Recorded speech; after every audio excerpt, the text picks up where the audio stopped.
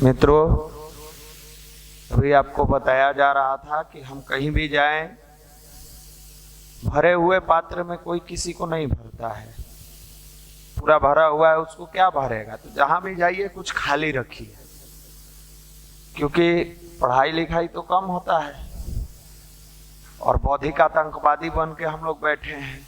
बुद्धि का विस्फोट करते रहते हैं लॉज में, हॉस्टल में, रोड पर खड़ा होइए तो रोड पर भी भरपूर है। लेकिन क्या वास्तविक जगह पर करते हैं? सबसे बड़ा प्रश्न कि क्या सही जगह पर हम अपनी बुद्धि का इस्तेमाल करते हैं? अब ये पता कैसे चलेगा कि सही जगह पर करते हैं कि नहीं करते हैं? सीधा सा मामला है, अगर आप जिस कार्य के लिए पटना आए, हमको नहीं पता कि इसमें किस चीज के लिए कौन आए हैं। पढ़ने के लिए कितने लोग आए हैं, हीरो बनने के लिए कितने लोग आए हैं, संगीत सीखने कितने लोग आए हैं, क्रिकेट सीखने कितने लोग आए हैं, या व्यवसाय करने कितने लोग, ये तो आप जानते होइएगा। सब लोग अपनी अपनी क्षमता के बारे में बेहतर तरीके से जानते हैं। सीधा सा मामला है कि आप जिस कार्य के लिए आए हैं, अगर ईमानदारी से कर रहे हैं, ठंडा नहीं लग रहा है, इसका मतलब भैया आप स्वेटर पहने हैं, हम लोग को कह रहे हैं ठंडा नहीं लग रहा है। ठंडा लगने का मतलब आलस, छोड़ देते हैं, कल से करेंगे, छोड़ देते हैं, आज नहीं परसों से होगा। ये कहीं ना कहीं आलस जो है, बार बार हम आपको एक चीज बताते रह रहे हैं, गर्मी के दिनों में गर्मी पड़ेगा, पसीना होगा, लाइट कटेगा, नहीं पढ़िएगा। अच्छा गर्मी है, थोड़ा गर्मी कम होगा तो पढ़ेंगे। जनरल आप देखिएगा कि लॉज हॉस्टल में रहने वाले विद्यार्थी या कोई भी जो कार्य कर रहा है, जाड़े के दिन में ठंडा बहुत है भैया, ठंडा लगता है, कलम चल नहीं पाता है। कल के डेट में आप पदाधिकारी बनिएगा, अच्छे पद पर जाइएगा और ये बात कहिएगा ठंडा बहुत है, सैलरी नहीं लेंगे, उसमें तो 3 गुना चाहिए। तो जब भी कोई कार्य आप कर रहे हैं और उसमें आलस लग रहा है, ठंड के कारण, गर्मी के कारण या कोई और कारण हो, तो समझिए कि आप बौद्धिक आतंकवादी बन के बैठे हैं, कुछ कर नहीं रहे हैं और रिजल्टेंट 0 होगा। डिस्टेंस तय कर लीजिए, डिस्प्लेसमेंट 0 होगा। डिस्टेंस डिस्प्लेसमेंट पढ़े हैं ना? बोलिए ना। कोई भी पार्टिकल या कोई भी व्यक्ति डिस्टेंस, मान लीजिए कि आप अपने घर से आए, पटना घूमे, हैदराबाद घूमे, रांची घूमे, खूब घूमे, आप फिर घर लौट के चले गए, आपका डिस्प्लेसमेंट क्या हुआ? डिस्टेंस तो आप खूब तय किए, लेकिन आपका डिस्प्लेसमेंट हम घूमने के नाम से लिए। सीधा कहने पर थोड़ा सा दिल पर लगता है ना आप लोगों का, इसलिए सीधा नहीं कहें कि सब किए आप फिर लौट गए, तो डिस्प्लेसमेंट क्या हुआ? बेरोजगार थे, बेरोजगार हो गए। और रोजगार का मतलब, बार बार ये युवा प्रकोष्ठ आपको कहता है, समझाता है, रोजगार का मतलब ये नहीं होता है कि हमको सरकारी नौकरी मिला तो हम रोजगार। पहला आपका जब तक उम्र है, जब तक आपकी उम्र है, आप अपना दिन रात एक करके मेहनत कीजिए कि हम गवर्नमेंट जॉब लें। इसका मतलब ये आपको प्रोत्साहित नहीं किया जा रहा है। क्या भैया बढ़िया उपाय बता दिए, तब तो आज से गार्जियन फोन करेगा, तैयारी कर रहे हो, इधर से हम करेंगे, होगा तो ठीक है, नहीं होगा तो कोई बात नहीं। उसके बाद गीता का उपदेश दे देना कि कृष्ण भगवान कहे हैं अर्जुन को समझाते हुए, जो हो रहा है वो भी अच्छा है, जो होगा वो भी अच्छा है।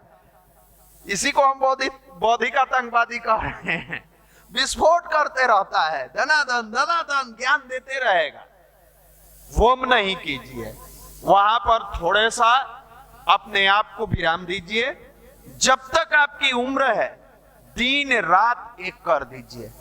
क्योंकि देखो भाई, सब कुछ बढ़िया है, लेकिन हम लोग जो फील किए हैं, हो सकता है कि हम लोग गलत हो, विचार गलत हो, हम लोग फील किए कि ये कोविड जैसी महामारी आई, थोड़ा सा जो उठापटक आया, फ्यूचर तो कोई जानता नहीं है कि आगे क्या होगा, रहेगा नहीं रहेगा। चीज देखने को आया कि गवर्नमेंट जॉब वाले को छोड़ के लगभग लोग परेशान रहे।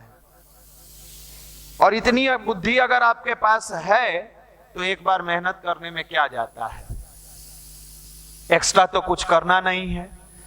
क्योंकि आप अपने मन में बिठा लीजिए कि अगर वर्तमान समय में आप 8 से 10 घंटा मेहनत नहीं कर रहे हैं और गलती से आपका गवर्नमेंट जॉब नहीं हुआ या हो भी गया, अब जॉब आसान नहीं है, तो आप फील करिएगा ज्वाइनिंग के बाद, जॉब होने के बाद भी या प्राइवेट सेक्टर में जाने के बाद भी, जब एक आध महीना कार्य करिएगा तो मजा आएगा। पहला महीना सैलरी उठता है, मजा आएगा। साल बीतेगा, जब डेली का रूटीन आपका 12 से 14 घंटा का होगा, तो बार बार आपके अंतरात्मा से एक आवाज और हुक निकलेगी कि जितना हम दूसरे के लिए या जितना हम अपने कार्य के लिए मेहनत कर रहे हैं, उतना अगर ईमानदारी से पढ़ाई किए होते तो वर्तमान में जिस पद पर है या तो उससे बड़े पद पर होते या उससे आगे होते। हमेशा इस बात का ध्यान रखिएगा।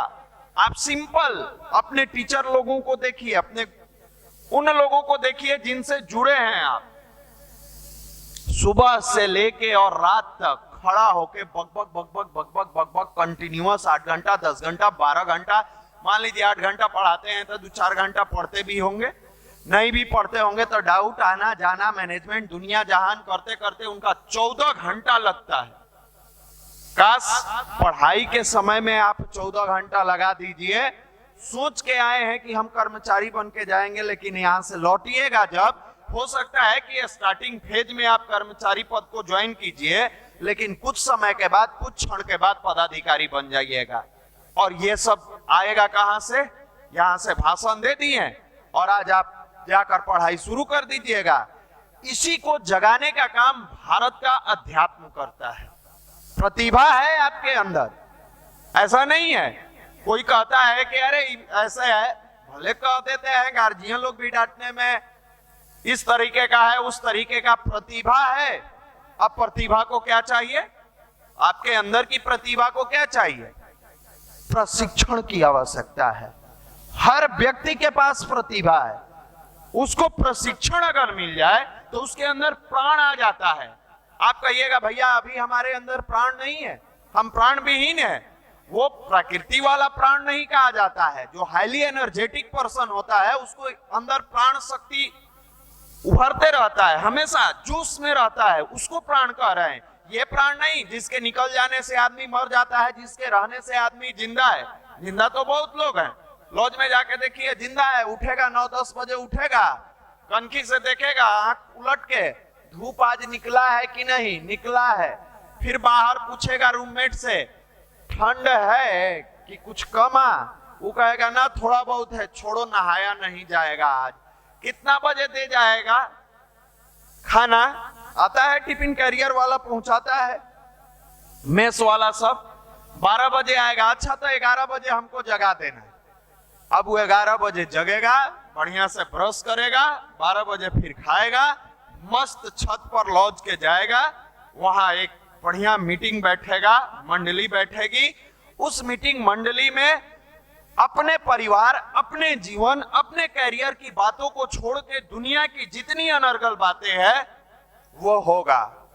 जैसे एज फॉर एग्जाम्पल वर्तमान topic under 19 world cup Bharat जीत गया, देखा, मजा आ गया। होगा टॉपिक हम बता देते हैं। सरकार को कुछ दिन और स्कूल कॉलेज बंद रखना चाहिए, बता देते हैं। कुछ कुछ टॉपिक रहेगा, कुछ दिन और रहता ना, फलाना बहुत हीरो बन रहे थे, उनका मजा, वो सुधर जाते। तीसरा टॉपिक, आज शायद मैच है, आज मैच है ना, बोल नहीं रहे हैं आप लोग। सोच रहा है कि बोलने पर गड़बड़ा जाएगा मामला। अरे बोलिए बोलिए, मैच है, हम भी देखते हैं इसलिए हम जान रहे हैं, जानबूझ के पूछ रहे हैं। मैच है, मैच पर चर्चा होगा। अब देखो विराट कोहली हटा है ना, रोहित शर्मा अब कमाल करेगा। चलिए हमको अच्छा लगता है कि देश जीते, तरक्की करे, कमाल करे, लेकिन आप पूरी दुनिया की चर्चा कर लिए, कभी ये आपस में चर्चा करते हैं? अरे भाई तुम्हारे पिताजी क्या करते हैं? निकलेगा ना अंदर से, भाई हमारे पिताजी तो किसान हैं, तो तुम ये जो 12 बजे जगते हो, 11 बजे या 12 बजे खा लेते हो, और खा के इत्मीनान से टाइम पास जो आके करते हो, ये अच्छी बात है? ईमानदारी से बताइए, कभी इस पर चर्चा आप लोग किए हैं? भैया ये सब टॉपिक ही नहीं है आपका, इसलिए कि आपको तो पिता ऐसे लगते हैं जैसे भारत सरकार है। भारत सरकार बेचारा हर स्टेट को माल दिए जा रहा है, हर स्टेट वाला खा के, कुछ लूट के, कुछ पाट के। माफ करिएगा, सत्यता कितनी है हम नहीं जानते हैं ना, तो कल से फिर सरकार वाला पूछे लगेगा किस दावे के साथ आपने इस बात का। कोई दावा नहीं है भाई। फिर भी आप देखिए, उठापटक कर लिए। पटना में रहने वाले उम्मीद है कि 90-95% स्टूडेंट ऐसे हैं जिनको अपने गार्जियन की कभी परवाह नहीं है। पूरी दुनिया की बात करते हैं अपने गार्जियन की स्थिति को छोड़ के, पूरी दुनिया के बारे में जानने का प्रयास करते हैं अपने परिवार की आर्थिक स्थिति को छोड़ के, पूरे समाज के बारे में जानना चाहते हैं अपने विचारों को छोड़ के, अपने परिवार के विचारों को छोड़ के।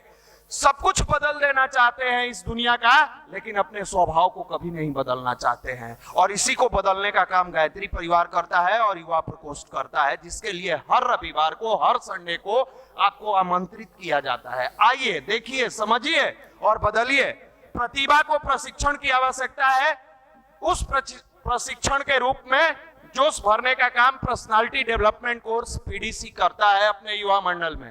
5 दिन का ये 10 क्लास, 1-2 युवाओं की नहीं, रजिस्टर्ड 15,000 युवाओं की लिखित हम लोग अनुभव रखे हैं जिन्होंने अपने जीवन को गायत्री मंत्र से बदला। अब पूछिएगा कि भैया बदलता कौन है? आग के पास बैठने के बाद जैसे ही गर्म होने लगता है, जैसे जैसे आग गर्म होता है, वहां बैठे व्यक्ति के अंदर गर्मी महसूस होती है। एसी रूम में बैठने वाले हर व्यक्ति को ठंडक महसूस होती है। वैसे ही नियमितता पूर्वक गायत्री की साधना करने वाला युवा, लड़का हो या लड़की हो, पुरुष हो या महिला हो, बुजुर्ग बूढ़े कोई भी हो, उनके अंदर की निगेटिविटी समाप्त होती है और उनके अंदर धीरे धीरे हलचल पैदा होता है कि हमें बुरे राह छोड़ के अच्छे राह पर चलना है। और अगर 6 साल के बच्चों के अंदर ये गायत्री मंत्र की साधना मात्र 5 मिनट से डाली जाए, 6 साल के बच्चों को, लोग कहते हैं 12 साल का होगा बेटा, बेटी होगी तब उसको हम सिखाएंगे, समझाएंगे।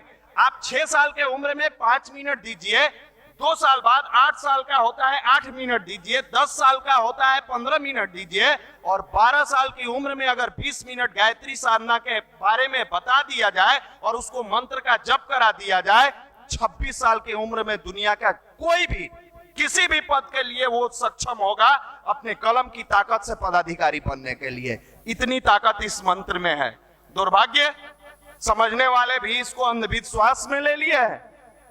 हम लोग जब छोटे थे तो सरस्वती पूजा के दिन पढ़ाई कभी सरस्वती को अंदर ग्रहण नहीं किए।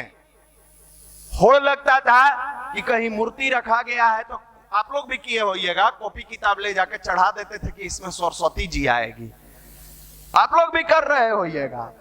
और उसमें हम लोगों के ग्रुप में जो भाई थे, मित्र थे, जितना नहीं पढ़ने वाला भाई था, हम मान लीजिए कि कोई एगो किताब ले जाके रखा था, जितना कम पढ़ता था, नहीं पढ़ता था, न के बराबर वो 5-6 को रखता था। मैथ भी रखता था, फिजिक्स भी रखता था, इंग्लिश भी रखता था, सब रखता था। क्यों रखता था? इसलिए रख देता था कि सब में थोड़ा थोड़ा सरस्वती जी का आशीर्वाद आ जाएगा तो बिना पढ़े भी हम पास कर जाएंगे। ये अंधविश्वास है। ये अंधविश्वास है कि साल में किसी एक दिन आप आराधना करते हो और 365 दिन अपने कमरे में बंद होकर टाइम पास करते हो, या पटना के लॉज में या किसी भी शहर के लॉज में रह के अगर अपनी जीवन को व्यतीत करते हो और सोचते हो कि मेरा जीवन सार्थक हो जाएगा, ये प्रतिभा को प्रशिक्षण नहीं मिल रहा है, ये प्रतिभा का हनन किया जा रहा है। समय के साथ, विचार के साथ, आलस के साथ अब आपको तय करना है कि आप बनने के लिए आए हो कि अपने परिवार को बर्बाद करने के लिए आए हो। क्योंकि मनुष्य अपने भाग्य का निर्माता स्वयं है, तो परिवार का भी निर्माता आप स्वयं है। आप ही के भाग्य से आपका परिवार बनता है, आप ही के भाग्य से आपका जीवन और आपके पिताजी का भविष्य बनता है। ऐसा नहीं है कि आपका भाग्य बदलेगा तो केवल आपका भाग्य बदलेगा, आपके माँ बाप के रहन सहन से लेके हर चीज पर फर्क पड़ता है। पूरे भारत में एक प्रश्न उठता है कि अमीर व्यक्ति ही अमीर क्यों बनते हैं और गरीब गरीब क्यों रह जाते हैं। इसका सबसे पहला अगर कारण खोजिएगा तो मानसिकता। सबसे पहला कारण अगर खोजिएगा तो मानसिकता। हर समय हाथ पर हाथ रख के रोते रहते हैं, हम गरीब हैं, हम गरीब हैं, हम गरीब हैं, मेरे पास संसाधन नहीं है। संसाधन, अरे संसाधन को लड़के छीनना सीखिए। आप लाख गरीब हैं, ठंड में आपको नया या पुराना जैकेट मिला है कि नहीं? हो सकता है ब्रांड का नहीं हो सकता है रोड के किनारे का हो, लेकिन आपके अंदर की गर्मी को, ठंड आपको लगने से बचाता है कि नहीं? हो सकता है कि आप बड़े मॉल से नहीं खरीदे हो, किसी छोटे दुकान से खरीदे हो, लेकिन इस गरीबी में भी, इस तंगी में भी, इस मध्यम परिवार वर्ग में जन्म लेने के बाद भी कहीं ना कहीं तो आपको मौका मिला है। और मौका मिला है तो हो सकता है कि ब्रांड के वस्त्र नहीं मिल रहे, लेकिन वस्त्र मिल रहे हैं। हो सकता है ब्रांड का शर्ट पैंट नहीं मिल रहा है, लेकिन मिल रहा है। हो सकता है ब्रांड के जूते नहीं है, लेकिन जूते मिल रहे हैं। फिर ये पढ़ाई में आप क्यों, पढ़ने में क्यों हम गरीब हैं? क्या अमीर लोगों को 24 घंटा से अधिक समय मिला और गरीब लोगों को 24 घंटा से कम मिला? बस ये मानसिकता जो बार बार ये हंट करता है मस्तिष्क में। अरे इसी देश के इतिहास को उठा के पढ़िए। इस देश का इतिहास पढ़ने के लिए केवल नहीं है, पढ़ के गढ़ने की प्रेरणा देता है। इसी देश के इतिहास में एक ऐसा व्यक्ति हुआ जिसके बारे में लिखा गया कि पेट्रोल पंप पर तेल देने का काम करता था। आज रिलायंस इंडस्ट्री का इतना बड़ा, आप देखिए, देश से लेके विदेश तक इतने बड़े बड़े चीज बने। कहां से बना भाई? हम नहीं कर सकते, कर सकते हैं। हो सकता है कि हमारा प्रयास अंबानी नहीं बनाए, हो सकता है हमारा प्रयास उस लेवल तक नहीं जाए, लेकिन हमारा अगर प्रयास सार्थक होगा तो एक एक कदम आंशिक सफलताओं को अधिकांश में बदलते हैं तो कल्पना परिकल्पना का रूप लेता है। एक एक कदम बढ़ेंगे। हो सकता है कि आज आपके पिताजी को, हम सबके पिताजी को समय से पैसा नहीं हो रहा है कि आपको समय से पढ़ाने के लिए पैसा दे, ट्यूशन के लिए, कॉपी किताब के लिए, लेकिन आप थोड़ी सी ईमानदारी से अगर रेगुलर मेहनत करते हैं, कठिन परिश्रम करते हैं, तो आप इस लेवल पर जरूर आके खड़े हो जाइएगा कि कल के डेट में अच्छे स्कूल में आप अपने बच्चे को पढ़ाइएगा और ईमानदारी से उनको पैसे देने में आपको कष्ट नहीं होंगे। और उसको अगर संसाधन सही तरीके से मिल गया और उसके अंदर प्रतिभा है, अध्यात्म के साथ उसको एक माहौल मिल गया, छोटा बच्चा अपने माँ बाप को जिस रूप में देखता है उसी को वो एडॉप्ट करता है। जब आपके घर में बैठ के आप सुबह में मेडिटेशन करिएगा, बचपन से आपका बच्चा धीरे धीरे देखेगा कि अरे पापा तो बैठ के मेडिटेशन कर रहे हैं, मम्मी तो बैठ के मेडिटेशन कर रही है। उसके अंदर, उसके डीएनए में धीरे धीरे मेडिटेशन वाला अंश जाने लगेगा, धीरे धीरे जाने लगेगा। ये गुण है जो देखकर बच्चा, आप देखिए ना, जानवर का बच्चा देख देख के कुछ कुछ सीखने लगता है, ये तो इंसान का बच्चा है। और इंसान के बच्चा भगवान ने सर्वोपरि ईश्वर ने सर्वोपरि किसको बना के भेजा? कुत्ता, घोड़ा, गधा, किसको? मनुष्य को विवेक दिया, रहन सहन का तरीका दिया, सब कुछ दिया। और आज सबसे ज्यादा कष्ट में ये मनुष्य है। तो जब वो बच्चा देखता है, उसका माहौल देखता है, अध्यात्म जब जुड़ता है, तो उस प्रतिभा को जब सही प्रशिक्षण सही उम्र में मिलती है, तो आप हो सकता है कि समय से पैसा देके पढ़ाते हैं बच्चों को, कल के डेट में उस लेवल पर चला जाएगा कि वो अपने बच्चों के साथ हमेशा किसी न किसी की मदद करेगा। इसी का नाम भारत का अध्यात्म है। ये अपना देश केवल लेने पर विश्वास नहीं करता था, केवल लेता नहीं था। यहाँ के लोगों को देवता कहा जाता था। यहाँ के लोग देवता थे क्योंकि यहाँ देने पर विश्वास किया जाता था। यहाँ के लोग देते थे, कहीं प्यार देते थे, कहीं त्याग देते थे, और समय समय पर जरूरत पड़ने पर अपना जान भी देते थे। देश की आजादी में चाहे भगत सिंह हो, चंद्रशेखर आजाद हो, उनको थोड़े पता था कि देश कब आजाद होगा, कैसे आजाद होगा, लेकिन जरूरत की मांग थी कि हम चले जाएंगे। हमारे जैसे लाखों युवाओं के अंदर ये प्रेरणा आएगी कि आज नहीं तो कल ये देश आजाद होकर निकलेगा। उन्होंने शरीर को भी समर्पित कर दिया। दुर्भाग्य है कि आज की युवा पीढ़ी अपने परिवार के लिए, अपने लिए, अपने कैरियर के लिए आलस को समर्पित नहीं करता है, आलस का त्याग नहीं करता है, और हाथ पर हाथ रख के बैठा है। कहानी बनाएगा, मैच के बारे में सोचेगा, राष्ट्रपति के बारे में सोचेगा, प्रधानमंत्री के बारे में, सेलिब्रिटी के बारे में, क्रिकेटर के बारे में। आपसे भाव भरा निवेदन है कि एक बार अपने परिवार के बारे में भी सोच लो।